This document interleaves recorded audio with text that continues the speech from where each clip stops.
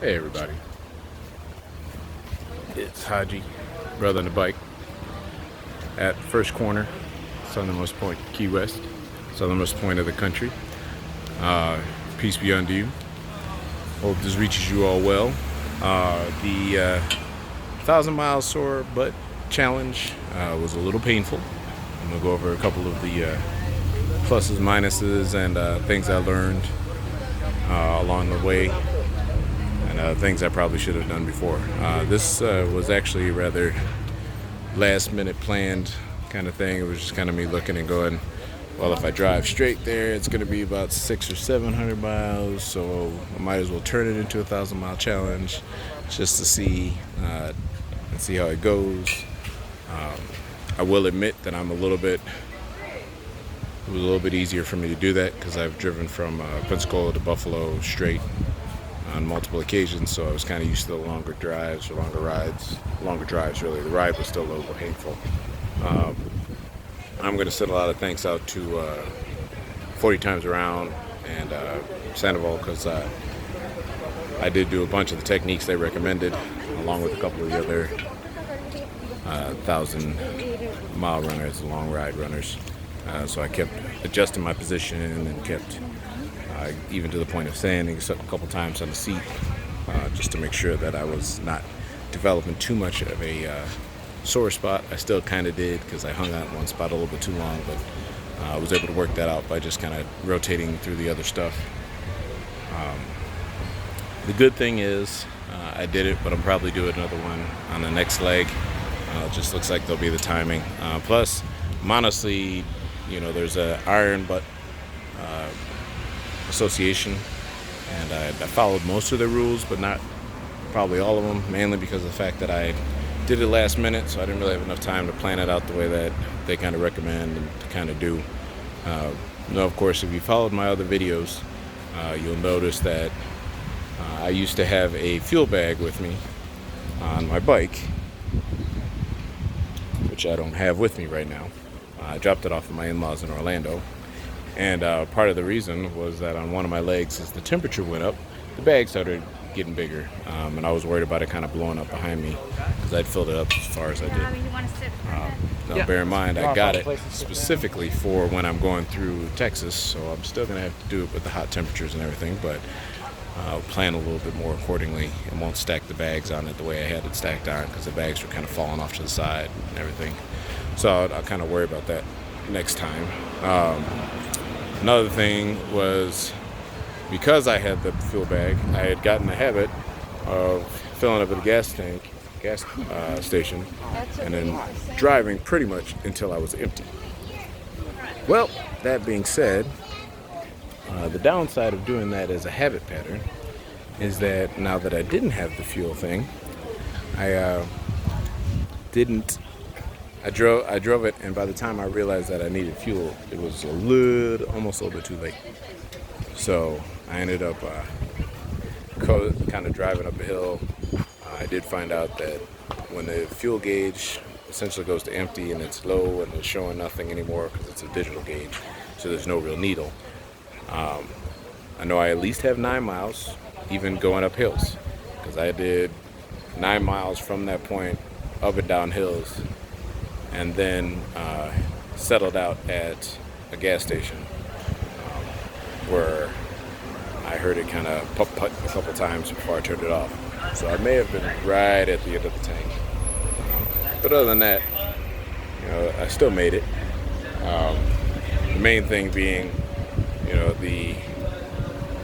I had looked at certain destinations based off of my normal travel speed, and then I was able to get behind a couple of rabbits and went faster than my normal I'm all alone speed.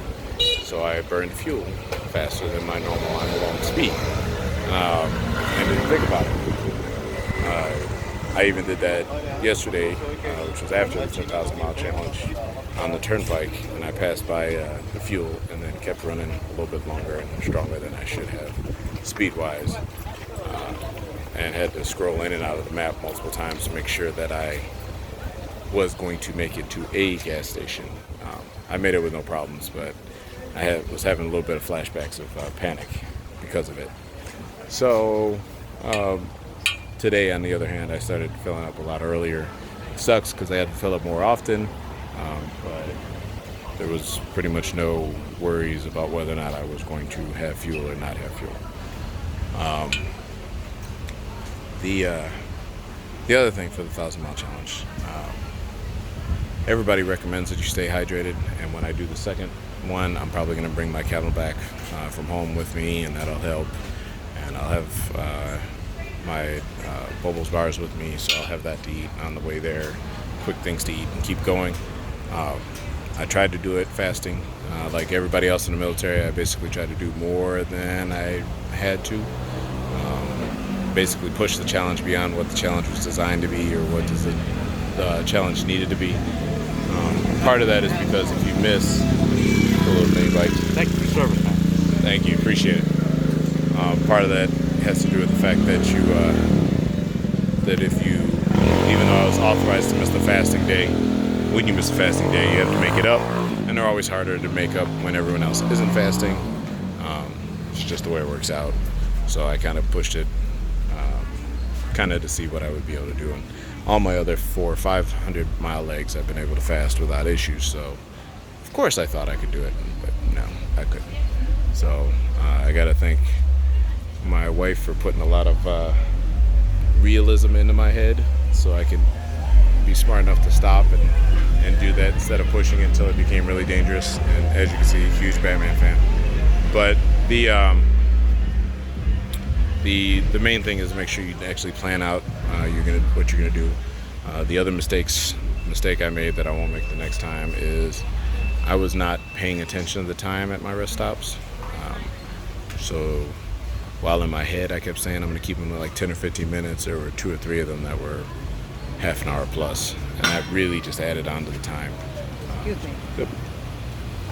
One of the easy things about doing it in the summer is you have a lot of daytime, especially when I am waking up early anyway because I'm fasting.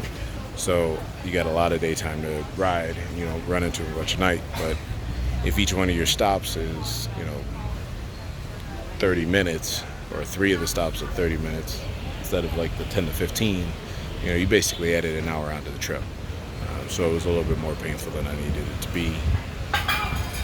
Also, next time when I start the whole video and saying when I'm going to go and everything, I'm going to make sure that I actually take the time to make sure on the video that you can see the odometer, and that I take a picture of the odometer, because that resulted in driving an extra 30 miles that I did not need to drive, and making it more painful than it needed to be, especially when it was nighttime and it was late. And of course you don't want to be doing that after 14-hour day. The one good thing though is if you do it in the south, the speed limits are higher, so you're able to do it a little bit longer, a little bit faster, a little bit quicker. Made it a little bit easier and shorter in the time than if I did it up north, where a lot of the highways are still 55, and that just makes it painful. Now, I am going to, that was the first annual memorial ride, so I'm going to be doing a Iron Butt ride next year again during Memorial Weekend, in order to commemorate again the price that some have paid for our freedom. And that little bit of sacrifice is really not that big of a deal, but please stand by and follow me for next year's ride. Along those same lines, while this is the first annual Riding for Vets, next year's ride, I'm going to try to see if I can do the Iron Butt. Well, actually, I'm not going to try. I'm going to do the Iron Butt 48 state in 10 days challenge. So that one I'm going to have to do a little bit more prep for, and I'll probably do it as early as possible so it's not as hot as it is right now. But we shall see.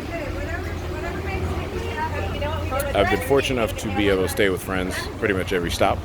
On top of that, this last time I met up with a friend who's now doing embroidery and stuff. So he may be sponsoring us with some shirts and sweatshirts, patches and stuff like that, and we'll work out a good deal, which is great.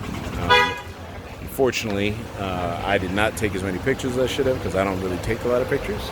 So I got through like 3 stops with friends, and then finally realized after a friend asked for a picture that I should have been taking pictures, which was something that my wife had asked me to do before I left, because they're, college friends that I haven't seen in 12 to 15 years. And that one I'm probably going to catch a little bit for, and I deserve it. But those of us that have these issues, when we get focused onto ourselves, we kind of get focused onto ourselves. So she'll understand it.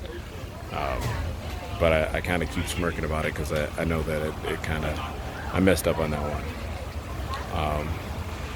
I am in a bit of a good mood today because I got the first corner of my 4-corner ride for the year. And that's, it's kind of like the first step. It's still a long way from finishing it. I've only done, I think, 2,000 miles so far. Nice bike. Thank you, brother. I've only done about 2,000 miles, so still got probably about 8 left. So I'm a long way from being finished for the ride, but it feels good to get that first step done. It also feels good because even though it's been hot and is hot down south, one good thing about being on Key West is there's a nice little breeze, as you can see from the trees and everything, especially right here by the southernmost point. There's a nice little breeze, so my buffalo self that is used to the cold is not melting like I was when I just visited a friend in Key Largo, which is only like 100 miles north of here. The breeze here is a whole lot better. Other than that, I realized that I packed too heavy, so I already sent some stuff home at my uncle's house, and then I left some stuff at my in-laws' house on my way down here, and then I still will probably take some more stuff back home to Buffalo. I don't know why I was really thinking about it, but if I'm going to be at a friend's house all but 2 days on the trip, I don't need to have at what I started with was 6 days of clothes. What I could have brought and what I will bring now is a pair of shorts, so that I at least have a pair of shorts when I get to where I'm going. But in the meantime, I'll take back the extra 3 sets of clothes that I have, because I'll probably only keep 2, maybe 1 or 2. The easy part is the pants with the same pants everywhere.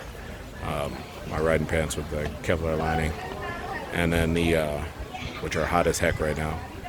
And then I can bring a pair of shorts other than the ones I'm sleeping in, and be able to work out and or just walk around and not feel like I'm dying of heat in these pants.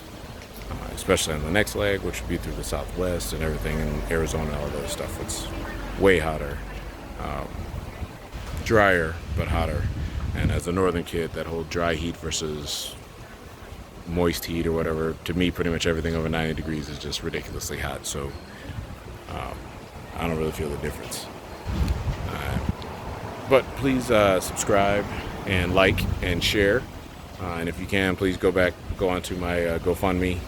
I'm just asking for about $5 from each person. I want to set up a facility. First one really designated simply to provide dogs to vets. And I want to make it so that we can hopefully provide, 200 to 400 dogs a year, free or like $300, 300 of them half off to vets, so that we can try to get as many vets in this country with a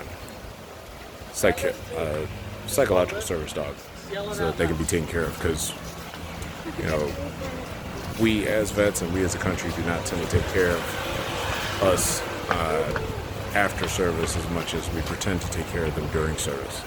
And right now, especially when everybody's kind of turning on the whole idea of the war, even that little bit of constant support that we were getting is kind of fading, because people are kind of not by any means going the level of what they did in Vietnam, but they are kind of disassociating themselves, which includes not taking care of vets anymore. So they want to get us back up there and make sure that we're taking care of the people that served and are suffering because of it, and also the families of those who paid the ultimate price, because they need dogs too.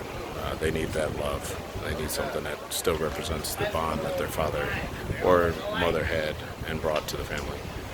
So I hope you guys will still join me in that. So please like, share, and subscribe, and get onto the PTS Dogs for Vets GoFundMe page. So thank you, and talk to you later. Bye.